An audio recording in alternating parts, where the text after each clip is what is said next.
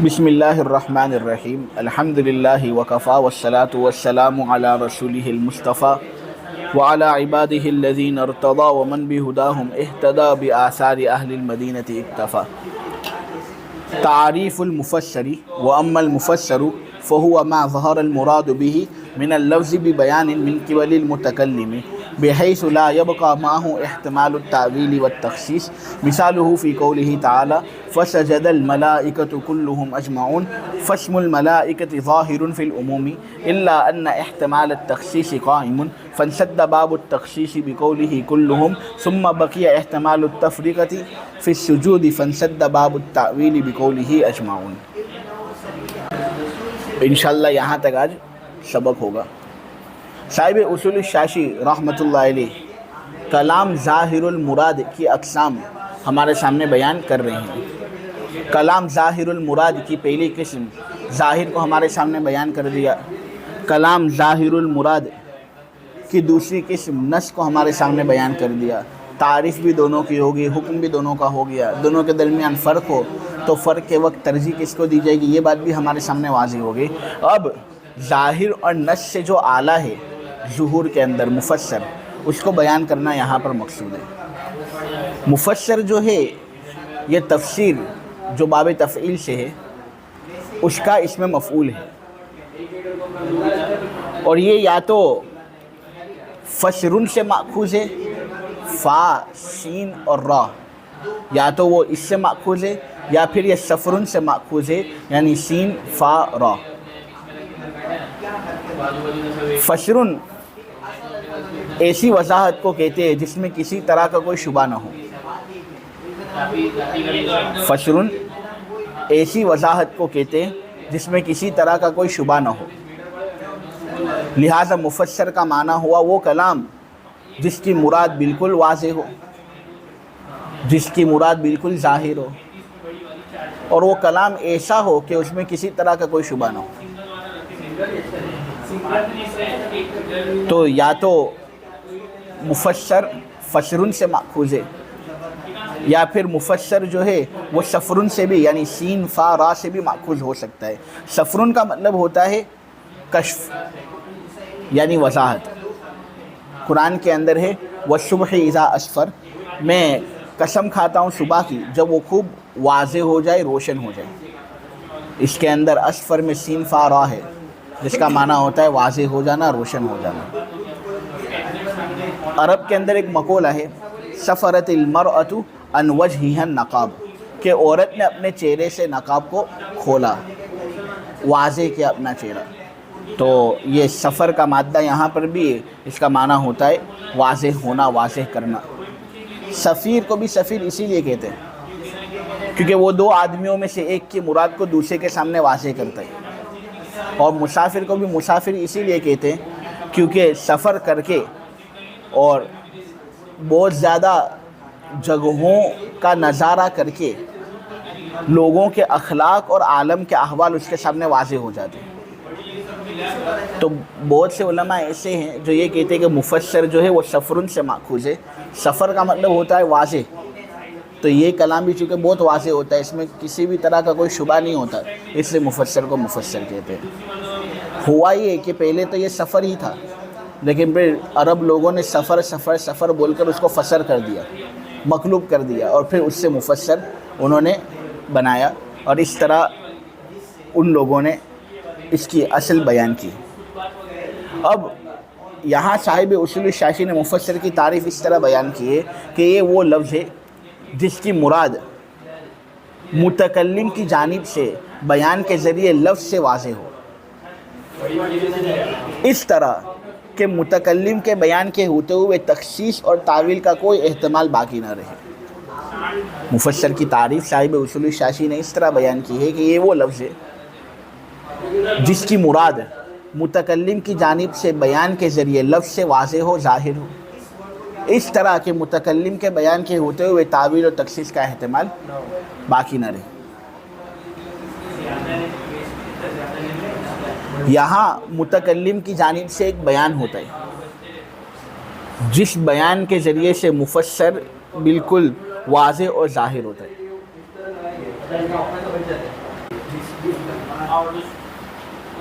تو مفسر یہ وہ لفظ ہے جس کی مراد ظاہر ہو، اور اس کی مراد ظاہر ہو اس وجہ سے کیونکہ متکلم کی جانب سے ایک کافی شافی بیان ہو جو اس لفظ کی مراد کو بالکل واضح اور ظاہر کر رہا ہے۔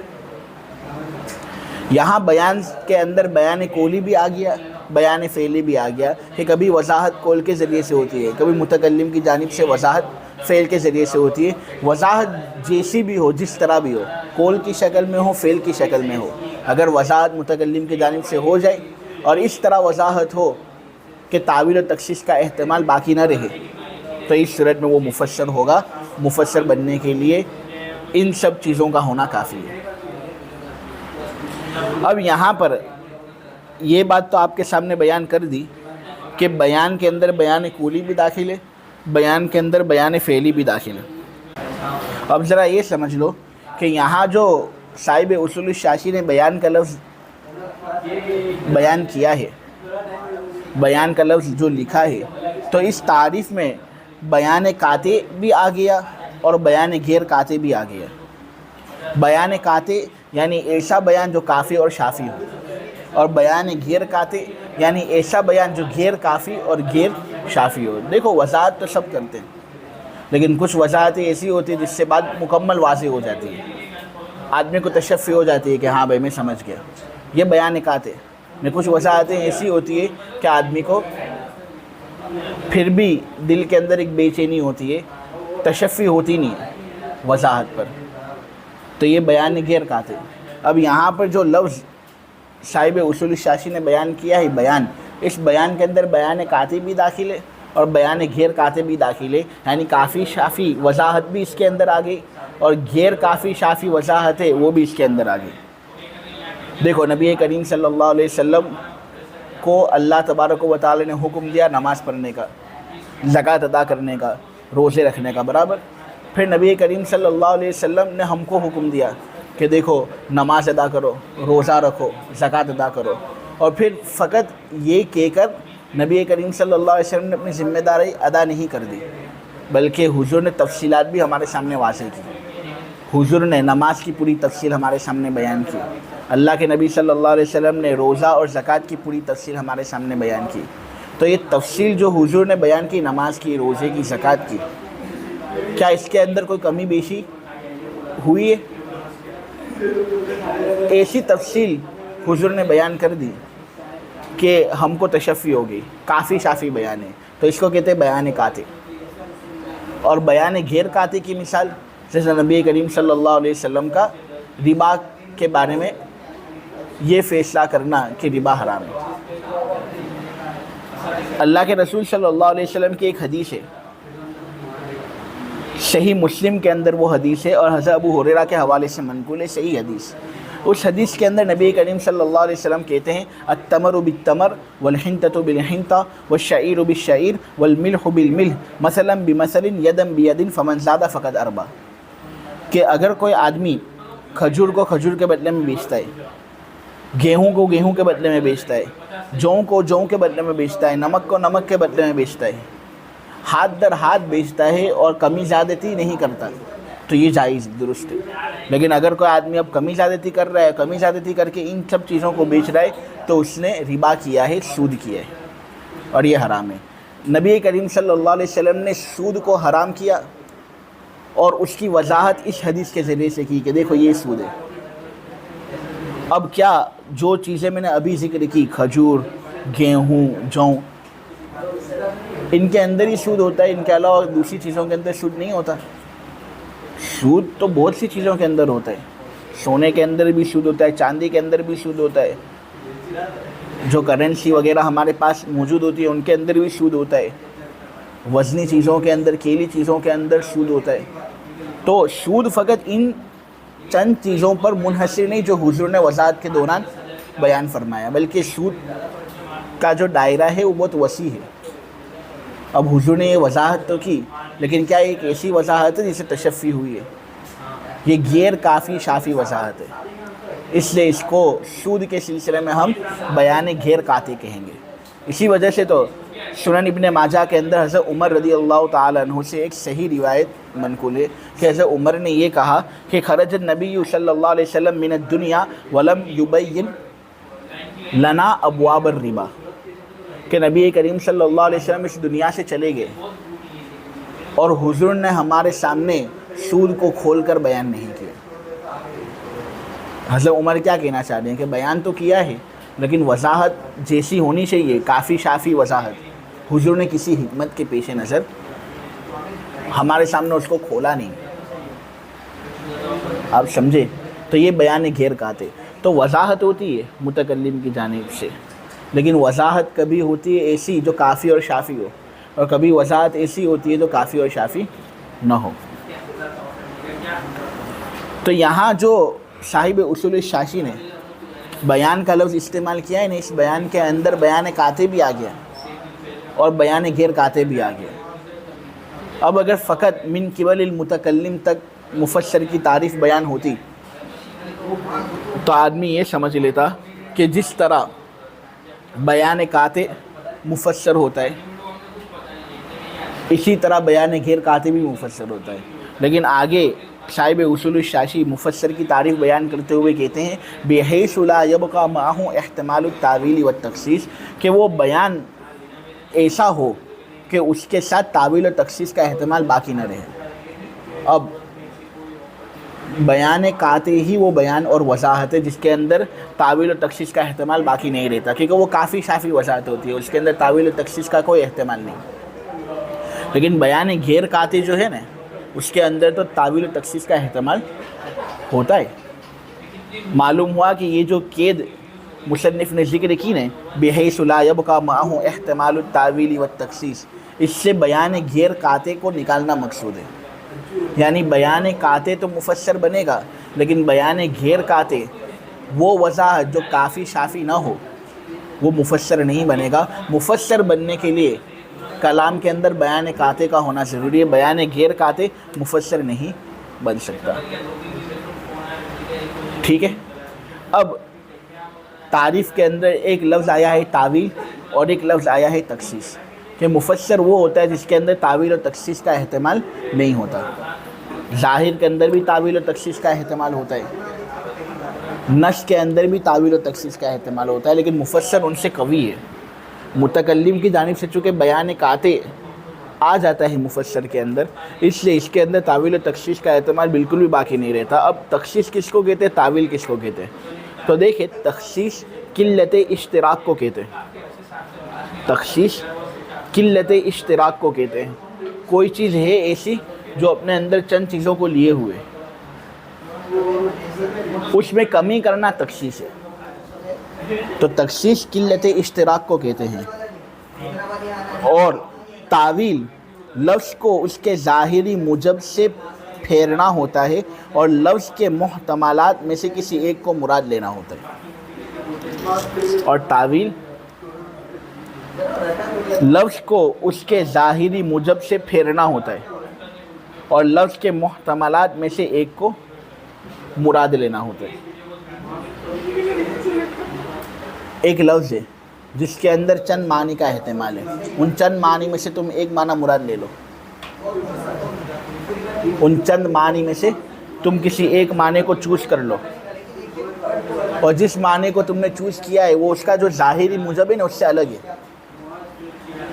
ظاہری موجب سے پھیرنا اور پھر ایک ایسا معنی اس کا مراد لینا جو اس کے ظاہری موجب سے الگ ہے، یہ ہے تعویل۔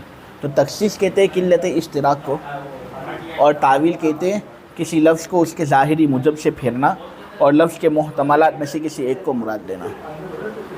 تو مفسر کے اندر بیان قاطع اتنا زبردست ہو جاتا ہے نا متکلم کی جانب سے کہ اس کے اندر متکلم نے جو بات بیان کی ہے اس میں تم اشتراک کو کم بھی نہیں کر سکتے۔ اشتراک متکلم نے جتنا بیان کیا اتنا ہوگا ہی، تم تخصیص کر کے اشتراک کو کم بھی نہیں کر سکتے، نہ تم ایسا معنی مراد لے سکتے ہو جو متکلم کے ظاہری موجب کے خلاف ہو۔ متکلم کا جو ظاہری موجب ہے اس پر عمل کرنا ضروری ہوتا ہے. تم کوئی ایسا معنی مراد نہیں لے سکتے جو متکلم کے لفظ کے ظاہری موجب کے خلاف ہو. تو مفسر میں تعویل و تخصیص کا احتمال باقی نہیں رہتا. اب اس کا مطلب سمجھے؟ میں کہوں کہ میرے لیے چاکلیٹ لے آؤ، اب چاکلیٹ کے اندر کٹ کیٹ بھی آ گئے، ڈیری ملک بھی آ گئے، سنیکرز بھی آ گئے، بہت سی چاکلیٹ آ گئی. اس میں سے میں یہ کہوں کہ بھائی کٹ کیٹ لے آؤ میرے پاس، تو یہاں پر بہت سی چاکلیٹوں میں سے کسی ایک چاکلیٹ کو میں نے خاص کیا یا نہیں؟ اب آدمی کٹ کیٹ کے علاوہ کوئی دوسری چاکلیٹ لے آئے، یہ چلے گا؟ نہیں، اس کے اندر تعویل و تخصیص کا کوئی احتمال نہیں. ٹھیک ہے، یہ ہے مفسر. نہ اس کے اندر قلت اشتراک کا احتمال ہوتا ہے. میں اگر یہ کہوں کہ میرے پاس 4 کٹ کیٹ لے آؤ، میرے پاس چاکلیٹ لے آؤ، یعنی چاکلیٹ سے میں مراد لے رہا ہوں 4 کٹ کیٹ. اب اگر کوئی 2 کٹ کیٹ لے آئے تو چلے گا؟ اشتراک کے اندر کمی کرے چلے گا؟ تخصیص کرے چلے گا؟ نہیں چلے گا، کیونکہ میں نے خود واضح کر دیا کہ مجھے 4 کٹ کیٹ چاہیے، لہٰذا 4 کٹ کیٹ لے آنا ضروری ہوگا. تو یہ مفسر کی تعریف کو سمجھنا تھا. ایک بات ذرا ملحوظ یہ رکھنی ہے کہ مفسر میں نسخ کا احتمال باقی رہتا ہے، اور یہی وہ فرق ہے جو مفسر اور محکم کے مابین موجود ہے. محکم کے اندر نسخ کا احتمال نہیں ہوتا، لیکن مفسر جو ہوتا ہے نا اس میں نسخ کا احتمال باقی رہتا ہے. یعنی ایسا ہو سکتا ہے کہ وہ منسوخ ہو اور کوئی دوسرا حکم ثابت ہو. مفسر کے اندر یہ ایک کمزوری ہے جو محکم میں نہیں، اسی لیے محکم کا درجہ مفسر سے اونچا ہے. اس کی مثال کے اندر صاحب اصول شاشی نے اللہ تبارک و تعالیٰ کا قول پیش کیا ہے، فسجد الملائکۃ کلہم اجمعون. اس کا ترجمہ ہوتا ہے سب کے سب فرشتوں نے ایک ساتھ مل کر سجدہ کیا. سب کے سب فرشتوں نے ایک ساتھ مل کر سجدہ کیا. دیکھو یہ آیت تعظیم آدم میں نص ہے، یعنی اس آیت کو بیان کرنے کا مقصد یہ ہے تاکہ آدم کی عظمت تمام لوگوں کے سامنے واضح ہو کہ اتنے عظیم آدم ہیں، ہمارے باپ اتنی عظمت والے ہیں کہ سب فرشتوں نے ایک ساتھ مل کر ان کے سامنے سجدہ کیا. اور یہ بات ظاہر کی کہ انسان فرشتوں سے افضل ہوتے ہیں. اس لیے تو ہمارا مستقل عقیدہ ہے کہ انسان جو ہوتے ہیں وہ فرشتوں سے افضل ہوتے ہیں. ہاں اس عقیدے کے اندر تفصیل ہے کہ خاص انسان خاص فرشتوں سے افضل ہے، خاص فرشتے عام انسان سے افضل ہے، اور عام نیک انسان عام فرشتوں سے افضل ہے. ٹھیک ہے، تو یہ ایک عقیدہ ہے جو ہم سب تسلیم کرتے ہیں، یہ اسی آیت سے نکلا ہے. تو دیکھو اس آیت کو بیان کرنے کا مقصد یہ ہے کہ آدم علیہ السلام اتنی عظمت والے ہیں، ان کے اندر اتنا احترام ہے کہ تمام فرشتوں نے مل کر ایک ساتھ ہو کر ان کے سامنے سجدہ کیا. لہٰذا جس کو سجدہ کیا جا رہا ہے وہ افضل ہوتا ہے ساجد سے. آدم علیہ السلام کو یہاں سجدہ کیا جا رہا ہے، وہ بھی قبلہ ہونے کی حیثیت سے نہیں، مستقل بذات ہونے کی حیثیت سے. اس لیے آدم علیہ السلام تمام فرشتوں سے افضل ہوئے. تو اس آیت کا مقصد تعظیم آدم ہے، اس آیت کا مقصد آدم علیہ السلام کی افضلیت کو بیان کرنا ہے. ٹھیک ہے، یہ نص ہے. اسی کے ضمن میں یہ بات بھی ثابت ہو گئی کہ فرشتوں نے آدم علیہ السلام کے سامنے سجدہ کیا تھا. تو یہ ہے ظاہر. اب یہاں پر ہم دیکھتے ہیں الملائکہ کا لفظ ہے کہ فرشتوں نے سجدہ کیا، یہ جمع ہے اور جمع پر الف لام لگا دیا گیا ہے جس کی وجہ سے یہ جمع معرف باللام ہوا. فرشتوں نے سجدہ کیا. ٹھیک ہے، اب ہو سکتا ہے کہ کوئی یہاں پر یہ مراد لے کہ اکثر فرشتوں نے سجدہ کیا، یا یہ کہے کہ یہاں جمع کا لفظ اگرچہ استعمال ہوا لیکن اس سے مراد ایک ہی ہے. عرب لوگ کبھی جمع بول کر ایک مراد لیتے ہیں. جیسے دیکھو قرآن کے اندر ہے وَنَضَعُ الْمَوَازِينَ الْقِسْطَ لِيَوْمِ الْقِيَامَةِ، ہم قیامت کے دن موازین قائم کریں گے. عقیدہ ہے اور جمہور علماء کا یہ کہنا ہے کہ ترازو ایک ہی ہوگی، تو میزان کہنا چاہیے تھا، لیکن موازین کیوں کہا جو جمع ہے؟ تو بہت سے علماء کہتے ہیں کہ میزان کی عظمت کی وجہ سے اس کو جمع کے لفظ سے تعبیر کیا گیا، وہ اتنی بڑی ہوگی کہ ایسا لگے گا وہ موازن ہے، تو یہاں جمع بول کر ایک ہی ترازو کو مراد لیا گیا ہے یا نہیں؟ اسی طرح قرآن میں ہے اذ قالت الملائکۃ یا مریم، جب فرشتے نے کہا تھا اے مریم. اب یہاں پر الملائکہ سے مراد فقط حضرت جبرائیل ہے، 3 سے زائد فرشتے یہاں پر مراد نہیں، فقط جبرائیل ہیں. تو کیا کہنا چاہیے تھا؟ ملک کہنا چاہیے تھا، لیکن یہاں ملک کی جگہ پر ملائکہ جمع کہا گیا. تو یہاں جمع سے مراد ایک ہی ہے، اس کو جمع کے اندر تعبیر کیا گیا عظمت کو مد نظر رکھتے ہوئے. تو دیکھو عرب لوگ کہتے ہیں کہ کبھی جمع بول کر ایک کو مراد لیا جا سکتا ہے، اور اس سے لگتے جلتے اور قاعدے بھی ہیں. عربی کے اندر 2 کو مخاطب کر کے ایک کو بھی مراد لیا جا سکتا ہے، اور عربی کے اندر کبھی مخاطب واحد کو تثنیہ کے صیغے کے ساتھ پکارا جا سکتا ہے. تو فرشتوں کے اندر الملائکہ کے لفظ کے اندر بھی اس طرح کے احتمالات تھے کہ شاید ایک فرشتے نے سجدہ کیا ہو، یہاں جمع بول کر ایک مراد ہو، یا یہ کہ یہاں پر فرشتوں سے مراد اکثر فرشتے ہوں، تمام فرشتے نہ ہوں. تو الملائکہ کے بعد کلہم آیا جو تفسیر کر رہا ہے اور تخصیص کا دروازہ بند کر رہے ہیں. ملائکہ کے بعد کلہم آیا جو تفسیر کر رہا ہے اور تخصیص کا دروازہ بند کر رہا ہے. اشتراک میں قلت اگر من وجہ ثابت ہو رہی ہو، اس کا دروازہ وہ بند کر رہا ہے اور اشتراک کو اپنی حالت پر باقی رکھ رہے ہیں. دیکھو الملائکہ کے اندر یہ احتمال تھا کہ شاید اکثر فرشتوں نے سجدہ کیا ہو، تمام نے سجدہ نہ کیا ہو، یا یہ بھی احتمال ہے کہ ایک فرشتے نے سجدہ کیا ہو، تمام فرشتوں نے سجدہ نہ کیا ہو. تو کلہم بعد میں آیا اور اس نے یہ بات کہہ دی کہ سارے کے سارے فرشتے جو اس وقت موجود تھے نا، سب نے آدم علیہ السلام کے سامنے سجدہ کیا. تو جو اشتراک کے اندر تخصیص ہو رہی تھی، جو اشتراک کے اندر کمی ہو رہی تھی، اس کا دروازہ اس نے بالکل بیان قاطع کے ذریعے سے بند کیا یا نہیں؟ کافی شافی وضاحت ہوگی کہ سب فرشتوں نے سجدہ کیا تھا ایسا آدم علیہ السلام کے سامنے. تو یہ ایک اعتبار سے مفسر ہوا.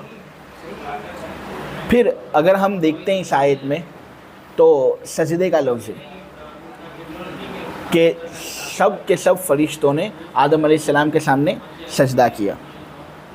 سجدے کے اندر بھی اجمال ہے. ایک احتمال یہ ہے کہ اجتماعی طریقے سے سجدہ کیا، سب نے مل کر سجدہ کیا، جس طرح ہم سب نماز با جماعت کے اندر سجدہ کرتے ہیں. یا پھر یہ بھی احتمال ہے کہ متفرق طور سے مختلف اوقات میں سب فرشتوں نے الگ الگ سجدے کیے ہوں، الگ الگ اوقات میں مختلف طریقے سے. تو یہاں جو سجدے کا حکم ہے اس کے اندر بھی اجمال ہے. ایک احتمال اس کے اندر یہ ہے کہ اجتماعی طریقے سے سب نے سجدہ کیا ہو، تو ایک احتمال اس کے اندر یہ ہے کہ متفرق طور سے مختلف اوقات میں سب نے سجدہ کیا ہو، ایک ہی وقت میں اجتماعی طریقے پر سجدہ لوگوں نے نہ کیا ہو. یہ ایک طرح کی تعویل ہو رہی تھی. اب اس تعویل کا دروازہ لفظ اجمعون نے آ کر بند کر دیا، کیونکہ اجمعون نے یہ بات کہہ دی کہ سب کے سب فرشتوں نے سجدہ کیا، اور وہ بھی اس طرح کہ سب نے مل کر ایک ہی وقت کے اندر سجدہ کیا. لہٰذا اگر کوئی سجدہ کے لفظ میں تعویل کرے اور یہ معنی سجدے کا نکالے کہ اس کا معنی ہوتا ہے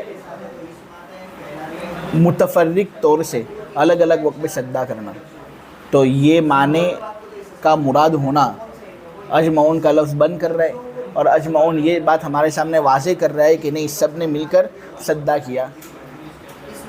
جس طرح باجماعت نماز ہوتی ہے اور ہم سب مل کر سجدہ کرتے ہیں، اسی طرح سب نے مل کر سجدہ کیا. ایسا نہیں کہ کسی فرشتے نے مخصوص وقت میں سجدہ کیا تو کسی دوسرے فرشتے نے مخصوص وقت میں سجدہ کیا، سب نے مل کر ایک ہی وقت کے اندر سجدہ کیا. لفظ اجمعون نے یہ وضاحت کر دی.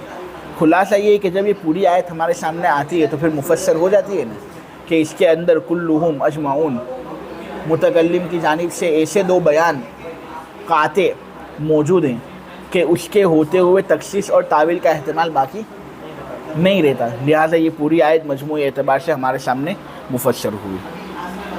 ٹھیک ہے. تو خلاصہ یہ ہے کہ فسجد الملائکۃ کلہم اجمعون پوری آیت مفسر ہے، کیونکہ اس آیت کے اندر دو بیان کاتے ہیں. پہلا بیان کاتے کلہم اور دوسرا بیان کاتے اجمعون. کلہم پہلا مفسر اور اجمعون دوسرا مفسر. ان دو مفسروں کی وجہ سے پوری آیت مفسر بن رہی ہے. کلہم کے ذریعے سے ملائکہ کے اندر جو تخصیص کا احتمال تھا وہ ختم ہو رہا ہے. معلوم ہوا سب فرشتوں نے سجدہ کیا. اور اجمعون کے ذریعے سجدے کے لفظ میں جو تعویل کا احتمال تھا کہ سب نے الگ الگ وقت میں مختلف طریقے سے سجدہ کیا ہو، اس تعویل کے احتمال کو ختم کیا جا رہا ہے، اور یہ بات کہی جا رہی ہے کہ سب نے مل کر ایک ساتھ سجدہ کیا. تو یہ پوری آیت اب مفسر ہوئی. مفسر کی تعریف رہا. مفسر کا معاملہ تو یہ ایک ایسا لفظ ہے جس کی مراد متکلم کی جانب سے بیان کے ذریعے لفظ سے ظاہر ہو. ایسا بیان کہ اس بیان کے ہوتے ہوئے تعویل اور تخصیص کا احتمال باقی نہ رہے. اس کی مثال اللہ تبارک و تعالیٰ کے قول فسجد الملائکۃ کلہم اجمعون کے اندر موجود ہے کہ سب کے سب فرشتوں نے ایک ساتھ مل کر سجدہ کیا. تو ملائکہ کا اسم، ملائکہ کا نام عموم میں ظاہر ہے، مگر یہ کہ پھر بھی ملائکہ میں تخصیص کا احتمال باقی ہے. چنانچہ تخصیص کا دروازہ بند ہو گیا اللہ تبارک و تعالیٰ کے قول کلہم کے ذریعے. پھر علیحدہ علیحدہ سجدہ کرنے کا احتمال باقی رہا. علیحدہ علیحدہ سجدہ کرنے کا احتمال باقی رہا. چنانچہ تعویل کا دروازہ اللہ تبارک و تعالیٰ کے قول اجمعون کے ذریعے بند ہوا. اب جو عبارت کو حل کرنا تھا وہ تو ہو گیا. کچھ اشکالات ہوتے ہیں، ان اشکالوں کو آپ لوگوں کے سامنے پیش کیا جائے گا اور اس کے جواب دینے کی کوشش انشاءاللہ کی جائے گی. پہلا اشکال یہ ہوتا ہے کہ فسجد الملائکۃ کلہم اجمعون، یہ آیت مفسر ہے، اور اس آیت کو مفسر کہا گیا اس وجہ سے کیونکہ یہاں پر کلہم موجود ہے اور اجمعون موجود ہے. چلو مان لیتے کہ اجمعون نے سجدے کے اندر جو تعویل کا احتمال تھا وہ ختم کر دیا، لیکن کلہم کے ذریعے سے ملائکہ میں تخصیص کا احتمال کس طرح ختم ہوتا ہے؟ کیونکہ دیکھو ملائکہ عام لفظ ہے، عام لفظ ہے تو اس کے اندر تخصیص کا احتمال باقی تھا. ملائکہ عام لفظ ہے اس لیے اس کے اندر تخصیص کا احتمال باقی تھا، اور ہم یہ کہہ رہے ہیں کہ کلہم کے ذریعے سے وہ تخصیص کا احتمال ختم کر دیا. تو سوال یہ ہوتا ہے کہ لفظ کل جو ہے، کل وہ بھی تو عام ہے. ملائکہ جس طرح عام ہے اس طرح کل بھی عام ہے. اب اگر عام لفظ کی تخصیص خاص لفظ کے ذریعے ہو تو پھر اب مجموعی عبارت کے اندر تخصیص کا احتمال باقی نہیں رہے گا. لیکن عام لفظ کی تفسیر یہاں پر عام لفظ یعنی کل کے ذریعے سے ہی ہو رہی ہے، تو اب اس کل کے اندر عموم والا معنی ہے، تو اس کے اندر بھی تو اب تخصیص کا احتمال ہے. مفسر تو اس کو کہتے ہیں جس کے اندر تخصیص کا احتمال نہ ہو. یہاں پر جب ہم ملائکہ کی تفسیر کل کے ذریعے سے کر رہے ہیں تو ملائکہ جس طرح عام ہے اس میں تخصیص کا احتمال تھا، اسی طرح کل بھی عام ہے تو اس کے اندر بھی تخصیص کا احتمال ہوگا. جب کل کے اندر تخصیص کا احتمال ہے اس کے عام ہونے کی وجہ سے، تو پھر تم کس طرح یہ کہہ سکتے ہو کہ پوری آیت جو ہے لفظ کل کی وجہ سے تخصیص کا احتمال نہیں رکھتے؟ ارے وہ تو عام ہے، اس کے اندر تخصیص کا احتمال ہوگا. تو اس کا جواب یہ دیا گیا ہے کہ دیکھو نور الانوار میں یہ بات ہے، اور نور الانوار ایک ایسی کتاب ہے جو اصول فقہ کے اندر ایک بہتر سے بہتر شرح ہے. شاید نور الانوار سے بہتر کوئی شرح نہ ہو اصول فقہ کے اندر مذہب احناف کے لیے. بہت اچھی کتاب. تو نور الانوار کے اندر ہے کہ کل کا لفظ جب عام لفظ کی تاکید واقع ہو رہا ہو، کل کا لفظ جب عام لفظ کی تاکید واقع ہو رہا ہو تو اگرچہ بذات ہی یہ لفظ ایسا ہے جو عام ہے، جو تخصیص کا احتمال اپنے اندر رکھتا ہے، لیکن جب یہ کل کسی عام لفظ کی تاکید واقع ہو رہا ہونا ہے تو تاکید کے واقع ہونے کے وقت اس کے اندر تخصیص کا احتمال ختم ہو جاتا ہے. یعنی یہ ایک ایسا عام ہوتا ہے کہ اس کے اندر تخصیص کا احتمال باقی نہیں رہتا. بات سمجھے؟ اب تم کہو کہ شاید عقلی اعتبار سے تخصیص کا احتمال باقی رہتا. ہم کہتے ہیں یہ عقلی احتمالات جو ہوتے ہیں ان کا کوئی اعتبار نہیں ہوتا. یہ احتمالات جو عقل سے پیدا ہوتے ہیں وہ قطعیت میں مضر نہیں. یہ بات میں آپ لوگوں کے سامنے بیان کر چکا. تو نور الانوار کے اندر ہے کہ کل جب عام لفظ کی تاکید واقع ہو رہا ہونے تو وہ تخصیص کا احتمال نہیں رکھتا بلکہ کل استغراق کا فائدہ دیتا ہے. لہٰذا یہاں پر کل استغراق کا فائدہ دے رہا ہے. جب استغراق کا فائدہ دے رہا ہے تو اس کے اندر تخصیص کا احتمال نہیں. تو اب اس طرح کل کے ذریعے سے تفسیر بیان کرنا اور پوری آیت کا مفسر واقع ہونا صحیح ہے. ایک اشکال اجمعون کو لے کر بھی ہو رہا ہے کہ دیکھو یہاں پر یہ بات بتائی گئی کہ لفظ اجمعون کے ذریعے سدے میں تعویل کو ختم کیا گیا اور یہ بات بتائی گئی کہ سب فرشتوں نے ایک ساتھ مل کر سجدہ کیا. مختلف اوقات میں سب فرشتوں نے سجدہ کیا ایسا معاملہ نہیں ہے بلکہ سب فرشتوں نے ایک ساتھ مل کر سجدہ کیا. اجمعون کا لفظ یہ بات بتا رہے ہیں. اس وجہ سے آیت مفسر ہے کیونکہ اس نے تعویل کا دروازہ بند کر دیا. اب سوال یہ پیدا ہوتا ہے کہ قرآن کے اندر ہے فَبِعِزَّتِكَ لَأُغْوِيَنَّهُمْ أَجْمَعِينَ. تیری عزت کی قسم میں ان سب لوگوں کو گمراہ کروں گا. اس سے تو یہ بات معلوم ہوتی ہے کہ اجمعون کا جو لفظ ہے وہ شمول کا معنی ادا کرنے کے لیے آتا ہے, اجتماع کا معنی ادا کرنے کے لیے نہیں آتا. اجمعون کا لفظ شمول کا معنی ادا کرنے کے لیے آ رہا ہے, اجتماع کا معنی ادا کرنے کے لیے نہیں آتا. وہ یہ معنی بتاتا ہے کہ سب لوگ حکم میں شامل تھے. یہ بات بتانے کے لیے نہیں آتا کہ سب لوگ حکم میں ایک ساتھ شامل تھے ایک ہی وقت میں. برابر. لہٰذا یہاں پر فسجد الملائکۃ کلھم اجمعون کا معنی اس لحاظ سے یہ نکلنا چاہیے کہ سب کے سب فرشتوں نے, ہاں تمام کے تمام فرشتوں نے سجدہ کیا. پھر یہ معنی تم نے کہاں سے نکالا کہ تمام کے تمام فرشتوں نے ایک وقت کے اندر ایک ساتھ مل کر سجدہ کیا؟ اجمعون تو شمول کا معنی بتاتا ہے, اجتماع کا معنی نہیں بتاتا. فَبِعِزَّتِكَ لَأُغْوِيَنَّهُمْ أَجْمَعِينَ کے اندر جس طرح اجمعون نے شمول کا معنی بتایا, اجتماع کا معنی نہیں بتایا. تو دیکھو یہ دراصل ایک وہم ہے جو لوگوں کے مابین پھیل چکا ہے کہ اجمعون یہ شمول کا معنی بتاتا ہے. اجمعون شمول کا معنی بتاتا ہے, ایسا نہیں کہ نہیں بتاتا, لیکن اس کا حقیقی معنی اور اصل الاصل شمول اور اجتماع دونوں معنی بتانا ہے. یعنی اجمعون کا جو لفظ ہے وہ اجتماعی شمول بتاتا ہے.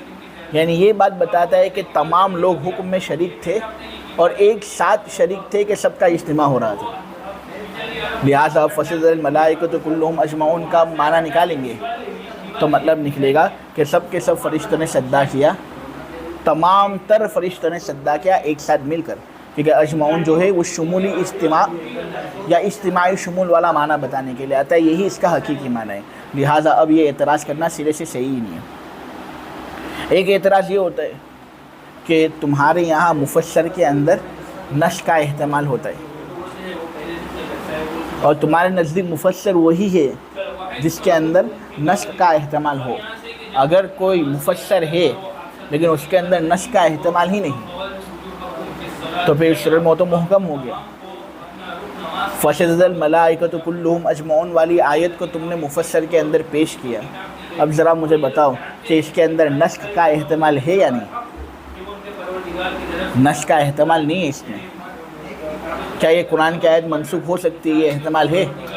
ارے بھائی شارع کی وفات ہو چکی ہے, نبی کریم صلی اللہ علیہ وسلم نے قرآن ہمارے سامنے پیش کر دیا ہے, پورا قرآن محکم ہے, سارا کا سارا قرآن محکم ہے. قرآن کی ایک آیت بھی ایسی نہیں ہے جس کے اندر نسخ کا احتمال ہو. پورا قرآن محکم. تو یہ آیت فسجد الملائکۃ کلھم اجمعون بھی قرآن کا حصہ ہے, نسخ کا احتمال اس کے اندر ہے, تو یہ تو محکم ہونا چاہیے. تو مفسر کہہ رہے ہو اس کو تو محکم کے باب کے اندر مثال کے طور پر پیش کرنا چاہیے، لیکن یہاں پر تو مفسر کے بیان کے اندر اس کو مثال کے طور پر پیش کیا جا رہا ہے، یہ کہاں سے صحیح؟ تو نسخ تو احکام میں جاری ہوتا ہے، نہ کہ خبروں میں۔ اور فَسَجَدَ الْمَلَائِكَةُ كُلُّهُمْ أَجْمَعُونَ والی جو آیت ہے، یہ تو ایک خبر ہے، اللہ خبر دے رہے ہیں کہ فرشتوں نے آدم علیہ السلام کے سامنے سجدہ کیا، یہ ایک خبر ہے۔ لہٰذا نسخ احکام میں جاری ہوتا ہے، خبروں میں نسخ جاری نہیں ہوتا۔ یہاں فَسَجَدَ الْمَلَائِكَةُ كُلُّهُمْ أَجْمَعُونَ یہ ایک خبر ہے، قرآن کی آیت ہے، لہٰذا اس کے اندر نسخ کا احتمال ہے ہی نہیں۔ جب نسخ کا احتمال ہے ہی نہیں تو یہ مفسر کی مثال بن کس طرح رہا ہے؟ اس کو تو محکم کی مثال ہونا چاہیے۔ ہمارے علماء کی طرف سے اس کا جواب یہ کہ آیت اصل کے لحاظ سے از قبیل احکام ہے، یعنی اصل کو اگر ہم دیکھیں نا تو یہ جو آیت ہے یہ از قبیل احکام ہے، از قبیل اخبار نہیں۔ ہاں بعد میں جا کر یہ آیت جو ہے وہ خبر بن گئی، اس میں کوئی شک نہیں، بعد میں جا کر یہ آیت خبر بن گئی، اس میں کوئی شک نہیں، لیکن اصل کے لحاظ سے اس آیت کے اندر حکم ہے۔ فرشتوں کو اللہ تبارک و تعالی نے حکم دیا تھا، جب آدم علیہ السلام کو اللہ تبارک و تعالی نے پیدا کیا اور آدم علیہ السلام کے کمالات فرشتوں کے سامنے ظاہر کیے، تو پھر اللہ تبارک و تعالی نے فرشتوں کو یہ حکم دیا کہ جب آدم تم سے اعلیٰ ہے یہ بات تم کو بھی معلوم ہو گئی، اس لیے آدم کے سامنے سجدہ کرو۔ اب یہاں پر مجھے بتاؤ، اصل کے لحاظ سے تو فرشتوں کو حکم ہی دیا جا رہا ہے یا کوئی خبر دی جا رہی ہے؟ حکم دیا جا رہا ہے۔ اب ہو سکتا ہے کہ اللہ تبارک و تعالی سجدہ کرنے سے پہلے اپنے دیے ہوئے حکم کو منسوخ کر دے، یہ ہو سکتا تھا نا کہ فرشتے سجدہ کرے، ان کا سجدہ کرنے سے پہلے اللہ تبارک و تعالی فرشتوں کو روک دے کہ بھائی نہیں اب سجدہ نہیں کرنا، میں تو تم کو آزما رہا تھا کہ تم سجدہ کرو گے یا نہیں۔ تو اگرچہ سجدے کے بعد یہ آیت اخبار کے قبیل سے ہو گئی ہے اور اس کے اندر احتمال نسخ نہیں ہے، لیکن سجدے سے پہلے تو احتمال نسخ موجود ہے کہ ہو سکتا ہے کہ اللہ تبارک و تعالی حکم کو منسوخ کر دے اور فقط یہ کہہ دے کہ میں تو تم کو آزما رہا تھا۔ دیکھو حضرت ابراہیم علیہ السلام کا واقعہ، ابراہیم علیہ السلام کو اللہ تبارک و تعالی نے حکم دیا کہ تم اپنے بیٹے کو ذبح کرو۔ حضرت ابراہیم علیہ السلام تیار ہو گئے، ذبح کرنے کی تیاری تھی کہ اللہ نے ذبح سے پہلے اپنے حکم کو منسوخ کر دیا یا نہیں؟ منسوخ کر دیا۔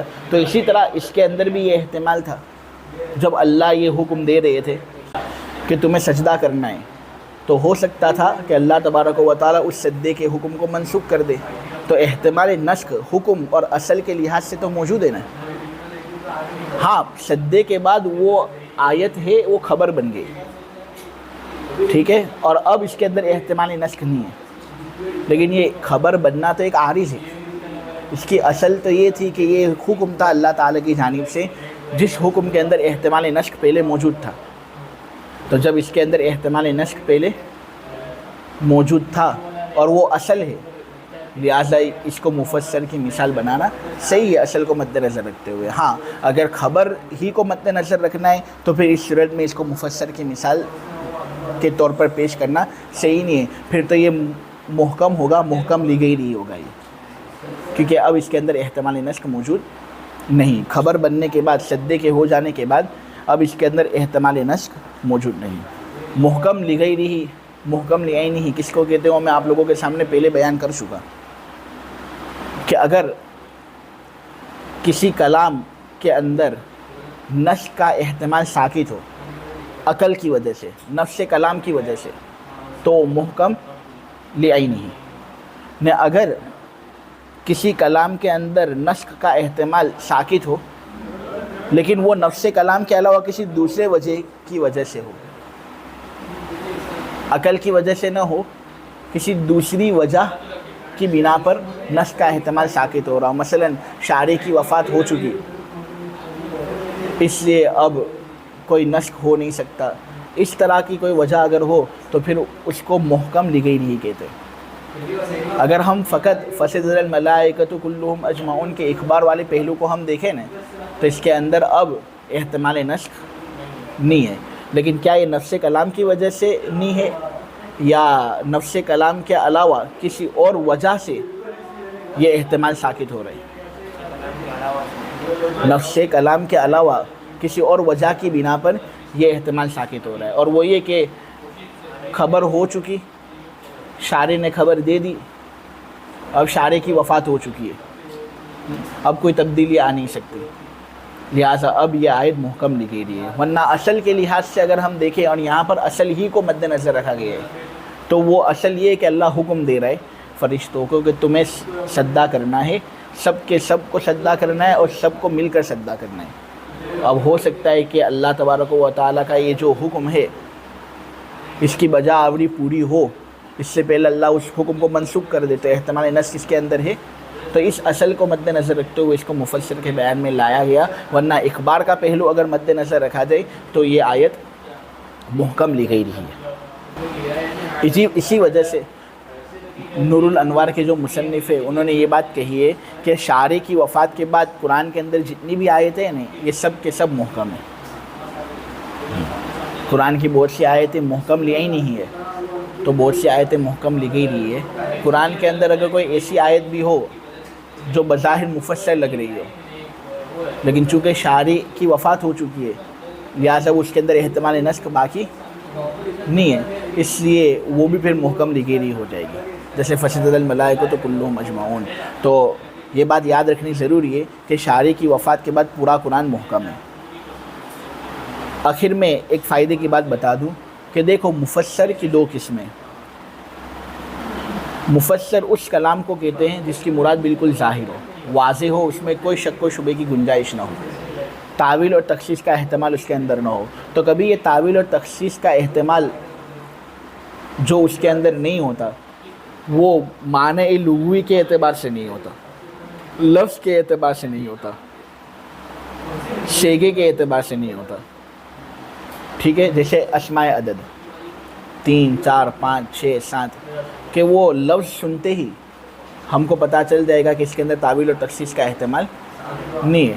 ٹھیک ہے، 5 کہا تو 4 کا احتمال نہیں ہے تبھی تو 5 کہا، 6 کا احتمال نہیں ہے تبھی تو 5 کہا، یہ کمی زیادتی کا احتمال نہیں رکھتا. تو یہ ایسے مفسر ہیں کہ شیگے سے ہی ان کی وضاحت بالکل کامل طریقے سے ہو رہی ہے.